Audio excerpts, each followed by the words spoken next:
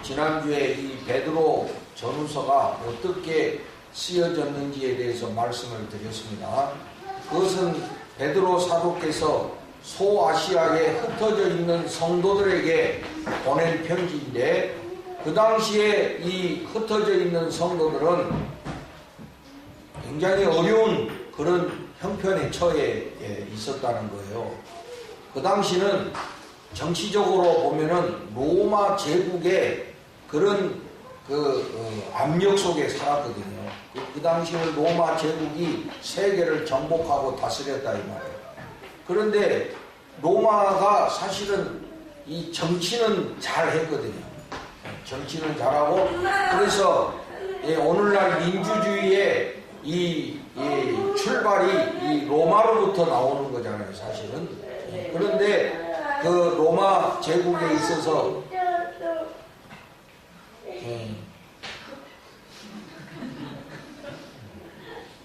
고은영 집사님 한번 봐.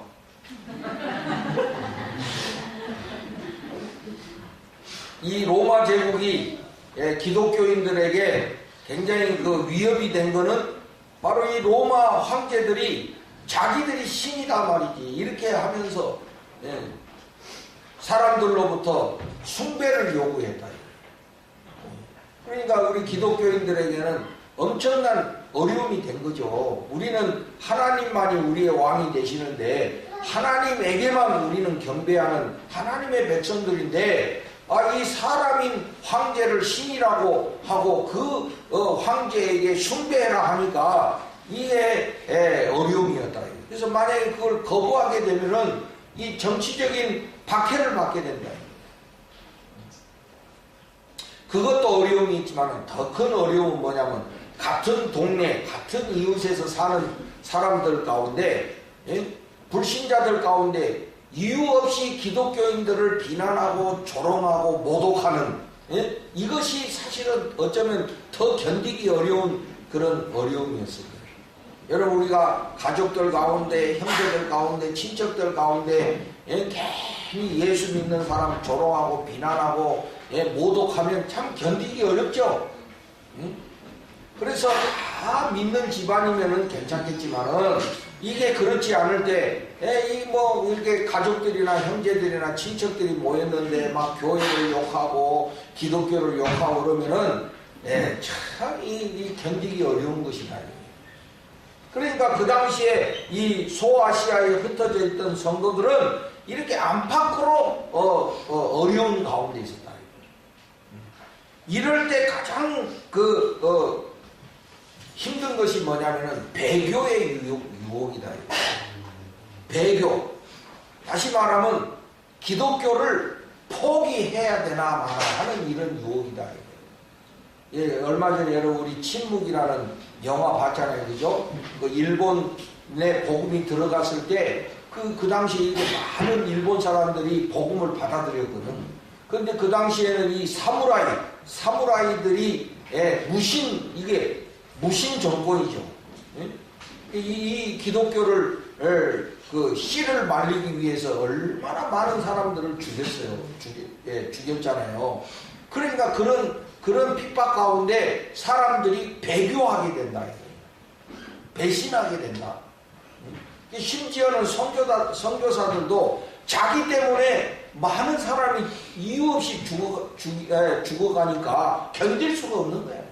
그러니까 선교사조차도 위장으로 배신하는 이런 시대였잖아요. 이게 참 힘든 시대예요. 우리가 안 살아봤으니까 모르지만 만약에 우리가 그런 시대에 산다고 한번 생각해 보세요. 뭐 이렇게까지 예수 믿어야 되나? 이런 유혹이 오지 않겠습니까? 요새도 보면 뭐 그런 핍박은 없지만은 어떤 분들은 예수 믿는 그런 마음을 가지고 교회를 나왔다.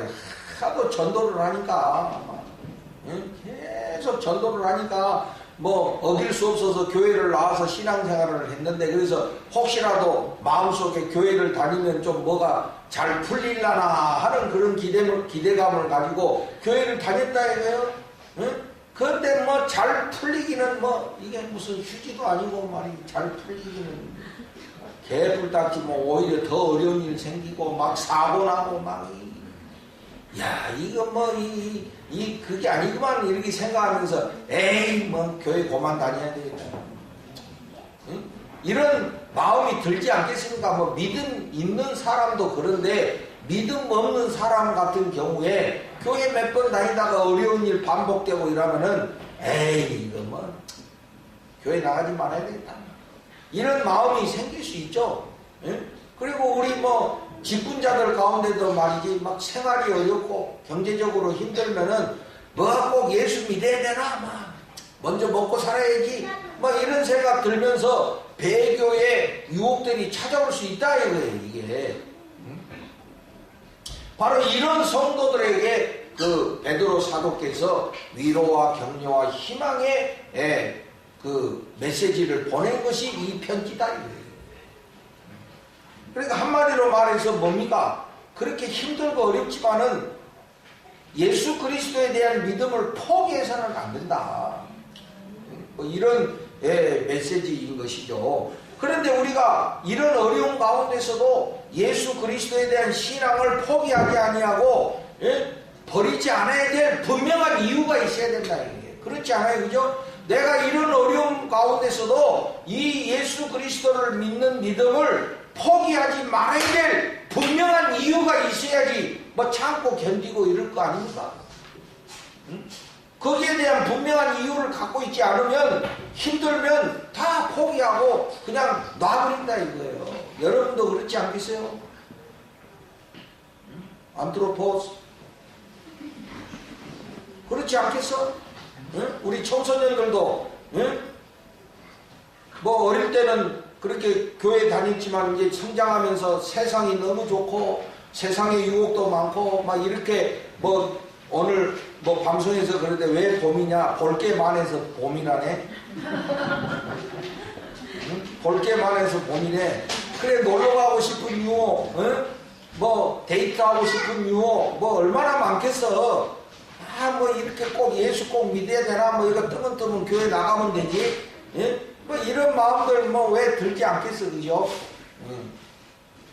그러나 그런 가운데서도 우리가 신앙을 포기하지 말아야 될 분명한 이유가 있어야 참고 견딜 거 아닙니까? 오늘 그런 분명한 이유를 가질 수 있는 여러분들이 되시기를 주의 이름으로 축복합니다. 자, 여러분 17절을 봐보세요. 17절. 17절. 우리 한번 다 같이 읽어봅시다. 시작. 외모로 보시지 않고 각 사람의 행위대로 심판하시는 이를 너희가 아버지라 부른즉 너희가 나그네로 있을 때를 두려움으로 지내라. 이 말씀을 잘 새겨 들으셔야 돼요. 하나님을 두려워해라. 쉽게 말하면 하나님을 두려워해라 이거예요. 왜 그러냐면 우리 하나님은 사람을 판단할 때 외모로 판단하시지 않는다 이거예요. 절대로. 그 사람의 어떤 외모 또 그 사람이 가지고 있는 어떤 가문의 배경 어떤 뭐 학벌 출신 이런 걸로 하나님은 평가하시지 않는다 이거예요. 할렐루야. 그러나 사람들은 그런 걸로 판단하죠. 벌써 딱 외모를 봤을 때 아니다 싶으면 이게 마음도 안 가잖아. 이게 더 이상 만나보려고도 안 하잖아요. 사실은 진짜 백인데 외모를 보고 안 만나려고 그러잖아. 지영아 그게 안 그래? 한번 보자. 정말 막 그러면 그렇게 막 외모가 형편없는 사람이 내 앞에서 온다 해도 여러분 만나 주겠어? 사실 쉽지 않다 이거예요. 그게. 그래도 어느 정도 외모도 내야 되고 좀 배경도 있어야 되고 좀 이래야 좀 만나보려고 그러지 그러나 우리 하나님은 사람을 평가하실 때 절대 그런 외적인 거 보시지 않는다. 스펙을 보시지 않는다 이거예요. 하나님은 어떻게 평가하시느냐? 따라서 하세요. 각 사람의 행위대로. 여러분 한 사람 한 자기 사람이 살아온 행위대로 하나님이 평가하신다 이거예요. 이 말은 뭐냐? 심는 대로 거두게 하시는 하나님이시다. 외모로 평가하시지 않는다 이거예요.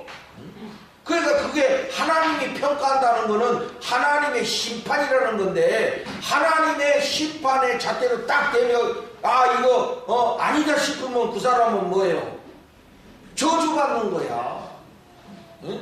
그러나 하나님의 심판의 잣대로 돼서 거기에 합격이 되면 영원한 생명이요 축복인 거예요. 아멘. 그러니까 사실 중요한 게 이게 하나님의 심판이 이렇게 중요한 것인데, 우리가 세상에서 힘들고 어렵다고 해가지고 배신행위 때려버리면 나중에 하나님 심판에 걸려가지고 영원한 저주를 받을 수 있다 이거예요. 그러니까 우리가 이런 하나님을 아버지라고 믿는 사람들이라면 우리가 힘들고 어렵다고 해서 쉽게 배교하거나 배신해서는 안 된다는 거죠. 당장 어렵다고 해가지고 배신하면 안 된다 이거예요, 여러분. 이런 하나님을 믿는 사람이라면은 우리가 어렵고 힘들어도 그 하나님의 영원하신 축복을 믿고 견뎌내야 된다는 거예요. 이런 분명한 이유가 있어야 된다 이 말이에요. 하나님에 대한 이런 분명한 믿음과 이유가 있어야 참고 견뎌낼 거 아닙니까? 그런데 이런 하나님에 대한 믿음이 없으니까 쉽게 포기해버리고 쉽게 버린다 이거예요. 정말 중요한 것이 뭔지를 모르고 당장 어려운 것에만 사로잡혀가지고 당장 죽게 됐으니까 거기에만 급급해가지고 쉽게 버리고 쉽게 포기한다 이거예요. 그러니까 나중에 가서 영원한 저주를 벗길 수가 없다는 거죠. 여러분도 사람을 만나고 평가할 때 쉽게 하지 말아요. 쉽게. 그래가지고는 이제 나중에 결혼에 살면서 그때 그 사람이었는데 내가 눈이 뼈가지고, 그때 그 사람이 키가 조금 작긴 작았지만 그 사람을 내가 선택했어야 내가 이 행복하게 사는 건데, 그때 눈이 뼈가지고 내가 그 키에 속아 넘어가지고 그 인생을 사는데 키가 뭔 문제 있어. 그래도 후회해본들 뭔 소용이 있겠어? 선택할 때 잘해야지. 근데 우리는 너무 쉽게 한다. 왜 그러냐? 이 하나님에 대한 이런 지식이 없기 때문에 그렇다. 우리 하나님은 절대로 사람을 외모로 심판하시지 아니하시고 각 사람의 행위대로 심판하신다. 여러분이 어떻게 살았느냐, 이게 중요한 것이다. 내가 며칠 전에 이제 그런 느낌이 있어서 내가 이제 페이스북에 글을 쓴 것인데, 나이가 든다는 것은 사람들이 우리의 뒷모습을 본다는 거거든. 우리가 이제 이렇게 인생을 살아간다는 것은 이제 젊을 때는 이 앞만 보고 살지만은 나이 들면 다른 사람이 내 뒤를 보는 거야. 응? 그러면서 뒤에서 욕하는 거야. 에이, 저 사람 말이지. 저렇게 살면 안 되지. 응? 이렇게 한다면 그 인생 잘못 사는 거 아니에요, 여러분? 응? 그래도 자식들이나 다른 사람들이 여러분의 뒷모습을 보면서 그래도 나름대로 참 열심히 사신 분이다. 응? 덕을 쌓고 사셨다. 이런 소리 들으면 그래도 그나마 잘 살고 있는 거 아니겠어요? 그죠? 그게 심판이고 평가라니까. 여러분 뒷모습을 보고 사람들이 욕하겠어 안 하겠어? 생각해봐 한번. 응?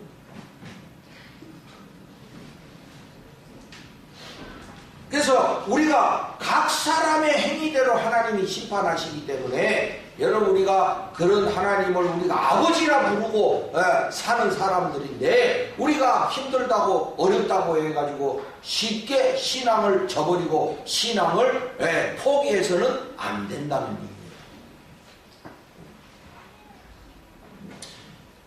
그렇기 때문에 우리가 하나님을 두려워함으로, 하나님을 경외함으로 성결한 삶을 살아야 합니다. 어렵고 힘들수록 더 우리가 믿음으로 거룩하게 살아야 되고 더 성결하게 살아야 된다 이 말이에요. 아무렇게나 살면 안 됩니다. 힘들고 어렵다고 해서 아무렇게나 살아버리면 안 됩니다. 그 나중에 하나님의 심판에서 여러분 변명할 수가 없는 거예요.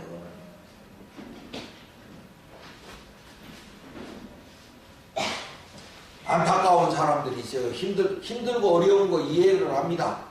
얼마나 힘들면 그럴까 이해가 갑니다. 그런데 그렇게 힘들고 어렵다고 해서 에라이 모르겠다면서 인생을 극단적으로 사는 이런 분들을 볼 때 정말 안타깝기 그지없습니다. 뭐가 중요한 것인지를 좀 더 생각했으면 좋겠다 이런 생각이 듭니다. 우리 젊은 사람들 결혼하면 살다가 뭐 처음에는 뭐 이 사람밖에 없다 그래가지고 그냥 눈에 콩깍지 쪄서 뭐 그렇게 해가지고 살면서 뭐 살다가 어느 정도 살다 힘드니까 뭐 그만 살아야 되겠다는 둥 뭐 잘못한 것 같다는 둥 이러면서 이혼이라는 말을 쉽게 내뱉고 이런 사람들이 있어요. 있더라고. 다시 한번 깊이 생각하고 우리가 하나님을 믿는 사람이라면은 그렇게 쉽게 말하고 쉽게 내뱉어서는 안 된다 이 말이에요. 하나님은 외모로 사람을 평가하시지 않는다요. 여러분 우리가 어떻게 해서 구원받았습니까? 우리가 어떻게 해서 하나님을 아버지라 부르게 됐어요? 어떻게 해서 우리가 하나님 백성이 됐습니까? 저절로 됐습니까? 여러분 오늘 주신 말씀 보세요. 18절부터 19절 우리 한번 다 같이 읽어봅시다. 시작. 너희가 알거니와 너희의 조상이 물려준 헛된 행실에서 대속함을 받은 것은 은이나 금같이 없어질 것으로 된 것이 아니오 오직 금 없고 젖없는 어린 양 같은 그리스도의 보배로운 피로 된 것이니라. 아멘. 우리가 거듭난 것은 우리가 하나님의 자녀가 된 것은 세상에 썩어질 것으로 된 것이 아니다 이거예요. 돈 주고 산 것이 아니다 이거예요. 금과 은을 내고 산 것이 아니다 이 말이에요. 뭐예요? 보배로운 그리스도의 피로 된 것이다. 예수님의 그 고귀한 희생으로 우리가 얻은 은혜의 선물이다 이 말이에요. 여러분이 하나님의 자녀가 된 것이 여러분이 무슨 금으로 사고 은으로 산 것이 아니다 이게. 그거는 세상에서 없어질 것이지만은 우리는 이 예수 그리스도의 보배로운 피로 말미암아 하나님의 자녀가 됐다 이 말이에요. 이 귀한 것을 여러분 알고 계십니까? 예수님의 이 은혜가 귀한 것을 여러분 알고 계십니까? 돈보다 이 세상의 어떤 이 권력과 명예보다도 예수 그리스도의 보배로운 피가 우리에게 귀한 것임을 여러분 알고 계십니까? 그렇다면 우리가 어떻게 함부로 판단할 수 있습니까? 이런 하나님의 은혜로 사는 자들 세상의 것에 쉽게 그렇게 흔들려서 버리고 포기할 수 있겠느냐 이 말이에요. 우리가 어떻게 구원받은 사람들입니까?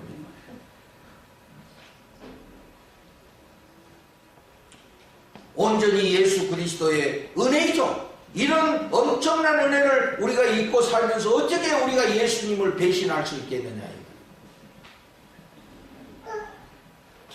여러분 요한복음 3장 16절 우리 뭐 어릴 때부터 제일 많이 암송한 성경 구절 아니에요, 그죠? 하나님이 세상을 이처럼 사랑하사 독생자를 주셨으니 누구든지 이를 믿는 자는 멸망치 않고 영생을 얻으리로다. 우리를 구원하시기 위해서 예수 그리스도를 누가 보내주셨습니까? 하나님이 보내주셨잖아요. 하나님께서 우리를 위해 예수 그리스도를 보내주셨다 이거예요. 그러니까 그 하나님께 우리의 믿음과 소망이 있다 이 말이에요. 우리를 이 절망에서 우리를 이 어려움에서 구원해 주실 분은 예수 그리스도를 우리에게 아낌없이 보내주신 하나님 아버지밖에 없다. 아멘. 요새 우리 청소년들이 이제 토요일마다 모여서 출애굽기를 읽는데 제가 늘 강조를 합니다. 안 나오는 지역이 있기는 하지만은 성경을 우리가 읽으면서 내가 이게 인생에는 하나님 은혜가 있어야 된다. 내가 잘났다고 해서 사는 게 아니라 하나님의 은혜가 있어야 된다. 사막과 같은 인생길을 걸어갈 때 하나님이 만나와 메추라기를 보내주시고 우리를 먹여주시고 살려주신 하나님이시다. 하나님을 우리가 의식하면서 살아야 된다. 인생에 뭐 여러 가지 뭐 요소들 막 우리가 뭐 어떻게 해야 되고 저떻게 해야 되고 이거 다 뭐 필요하겠지만은 가장 결정적인 것은 하나님의 은혜가 있어야 된다 이 말이에요. 이걸 우리가 놓치고 살면은 안 된다는 것이죠. 사랑하시는 여러분, 여러분께서도 어떠한 이유로든지 배교의 유혹을 받을 때 좀 신앙 좀 내려놓고 싶다, 뭐 포기하고 싶다, 안 믿고 싶다, 막 이런 유혹이 들을 때 그럴 수 있어요. 사람이니까. 우리도 연약한 사람이니까. 뭐 안 믿는 사람 그러잖아요. 뭐 교회 가면 뭐 돈을 주냐? 오히려 돈 내야지. 교회 가면 밥 주냐? 근데 밥은 주지. 돈은 안 주지만은 밥은 주잖아. 그죠? 국수도 주잖아. 얼마나 맛있어. 내가 전국을 돌아다니도 우리 교회 국수만큼 맛있는 데가 없어. 아멘. 아멘 안 한 사람 오늘도 국수 먹지 마요. 아 오늘 국수 아니에요? 아 밥이요? 아이고 할렐루야. 밥이라는 밥이야. 그래요. 뭐 옛날에 어떤 분이 그랬어요. 예수 믿으면 구원받습니다. 예수 믿으면 구원받습니다. 옛날 못 살 때 이런 이혼이 구할 때 귀할 때 그래서 어떤 아주머니가 그 말을 듣고 교회를 나왔어. 그래가지고 열심히 교회를 다녔어. 응? 근데 1년이 지나고 2년이 지나고 3년이 지나서 아니 뭐 예수 믿으면 구원을 준 다음에 구원이 아니라 이론도 안 주네? 그 목사님한테 가서 따졌어. 아니 목사님 예수 믿으면 구원 준 다음에 왜 안 줘요? 뭐 이랬다는 그런 우스 이야기가 있어요. 여러분. 그러니까 우리가 뭐 교회 다닌다고 해가지고 뭐 금방 뭐가 잘 되고 못 되고 그러나 여러분 우리가 예수를 믿음으로 해가지고 우리가 하나님의 자녀가 되고 하나님의 백성이 됐다는 것이 얼마나 귀한 것인데 이걸 기억하지를 못하고 이것을 우리가 깨닫지 못하고 그럴 때 이게 흔들린다 이게. 에이 예수 고만 믿자. 교회 고만 다니자. 아마 그런 유혹이 올 수는 있으나 그렇다고 해가지고 그렇게 쉽게 버리고 쉽게 배신하게 될 때 여러분 그것이 얼마나 불행한 일인지 알 수 없어요. 그럴 때일수록 여러분 아무리 상황이 어려워도 하나님께 믿음과 소망을 두시고 이기시고 승리하는 여러분들이 되시기를 바라요. 끝까지 견디는 자가 구원을 얻느니라 말씀하셨잖아요. 예? 마음이 견고한 자가 하나님의 축복을 받는다 이거예요. 이랬다 홀랑 뒤집은 사람은 이 하나님의 축복을 기대할 수가 없다 이거예요. 여러분 내가 잘 나가나 못 나가나 내가 여러분 우리 장로님들하고 나하고 이 신흥동에 28년을 그 견뎌내니까 이게 하나님의 축복이 이게 엄청난 것이다 이게 여러분. 안 보이지 지금은? 응? 나는 보여. 여러분은 안 보일지 모르나 나는 앞으로 우리가 받을 축복이 눈에 보여. 그러니까 거기에 소망을 두고 저는 실망 안 하고 사는 거예요. 남하고 비교하지도 않아. 남하고 비교할 이유가 무엇입니까? 우리 교회를 왜 다른 교회하고 비교합니까 여러분? 우리 교회를 왜 새로난 교회하고 비교합니까? 비교할 이유가 뭐가 있어? 비교하는 사람이 있으면 발로 차버려 그냥. 진짜 차면 안 돼요. 차면. 비교하지 말라는 소리지. 우리 교회는 우리 교회대로 하나님의 은혜가 있고 축복이 있다 이 말이에요. 견디는 자에게 축복이 있는 거야. 홀라당 뒤집는 사람은 그 축복을 받을 수가 없어요. 정말이에요. 끝까지 하나님께 믿음과 소망을 두고 이기시고 승리하셔야 돼요. 그러니까 여러분 유혹이 올 때 그럴 때 더 믿음으로 승리하셔야 돼요. 유혹을 받을 때 새벽 기도를 나와. 제가 요새 이제 선거운동하러 대통령 선거도 아닌데 막 좀 우리 이하옥 권사님한테 내가 죄송하긴 하지만 새벽 기도도 잘 못하고 제가 돌아다니라고 그렇습니다. 이게 목사가 그렇게 새벽 기도를 못할 때는 다른 분들이 새벽 기도를 나와야지. 그렇잖아요. 목사님 안 나온다 그래가지고 다 안 나와버리면 어떻게 응? 그래서 유혹이 올 때 그럴 때 새벽 기도를 나와봐. 반드시 하나님께 응답을 받아. 마지막으로 우리가 이렇게 신앙적으로 힘들고 어려울 때 우리가 또 잊지 말아야 될 것이 있어요. 자, 여러분 22절을 다 같이 읽어봅시다. 22절 다 같이 시작. 너희가 진리를 순종함으로 너의 영혼을 깨끗하게 하여 거짓이 없이 형제를 사랑하기에 이르렀으니 마음으로 뜨겁게 서로 사랑하라. 아멘. 우리가 유혹받을 때 힘들고 어려울 때 서로 뜨겁게 사랑하라. 그래야 이겨낼 수 있어요. 혼자 이겨내라고 그러면 안 돼요, 여러분. 힘들고 어려울 때 우리가 뜨겁게 사랑해야 돼요, 여러분. 아이, 저 사람은 말해도 안 들어. 내버려둬, 냅둬요. 이러면 안 된다니까. 그럴수록 더 마음으로 뜨겁게 사랑해야 합니다. 제가 어떤 목사님 이야기 들었는데, 이 목사님이 경주에서 열심히 목회를 하셔가지고 교회도 성장하고 이랬는데, 이게 이제 몇몇 사람들이 그런 사람들이 있어요. 이 목사님한테 실증이 나면 어떻게든지 목사님을 내보내려고 이상하게 걸어가지고 꼬투리를 잡아가지고 이제 막 그러더니 장로님들이 그러더라는 거예요. 응? 목사님 6개월 안식년을 하시라고 그러더라고요. 근데 나는 이때까지 우리 장로님들이 나보고 안식년 하라고 한 번도 말씀을 안 하셨어요. 그 장로님들이 안식년 하라고 그러더라고요.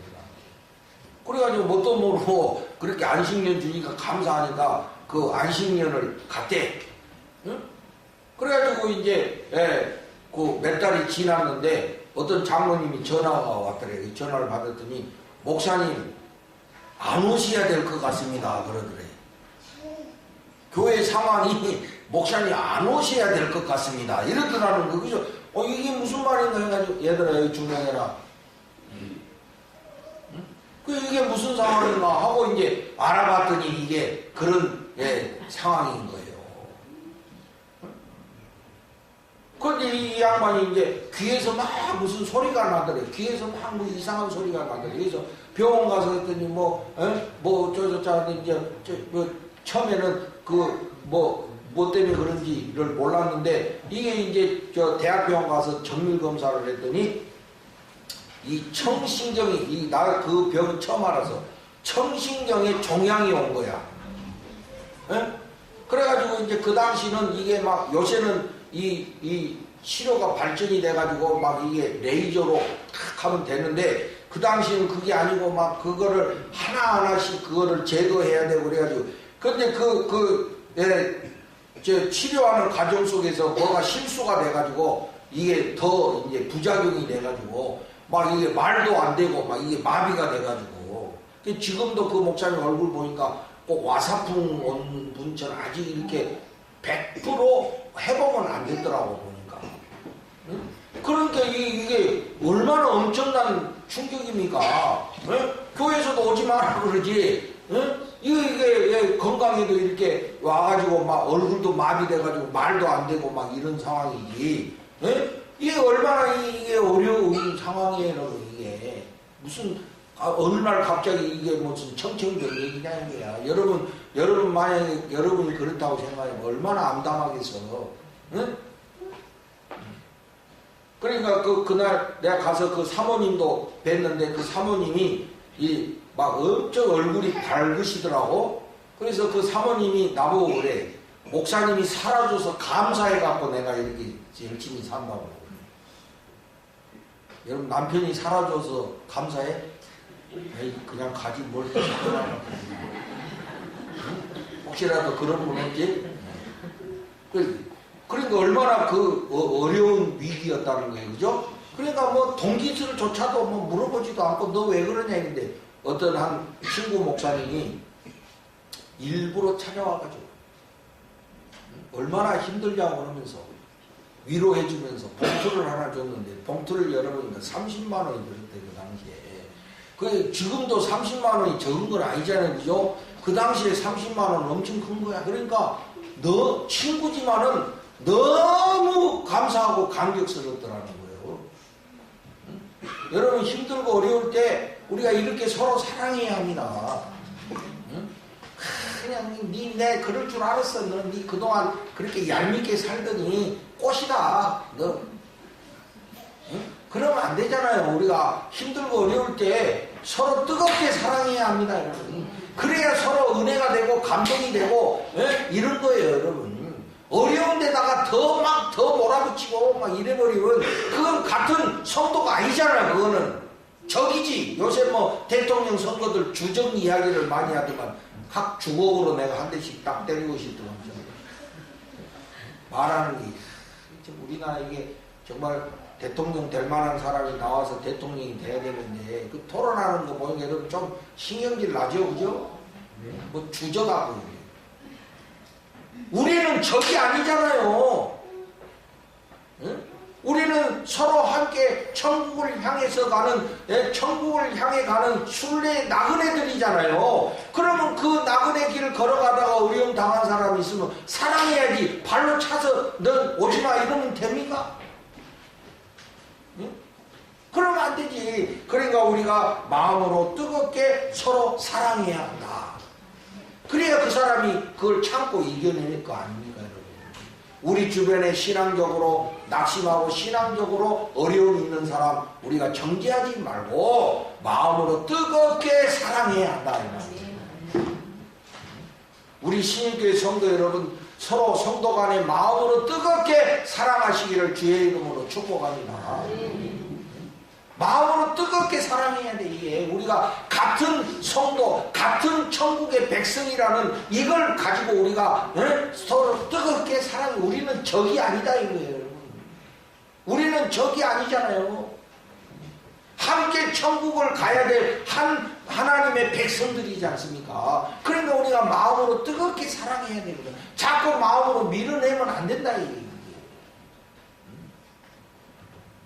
그래서 우리가 이런 신앙의 위기가 왔을 때, 이 배교의 유혹이 왔을 때 하나님께 믿음과 소망을 두고 이겨내야 함과 동시에 우리가 성도 간에 서로 뜨겁게 사랑함으로 이겨내야 된다는 베드로 사도의 말씀이다.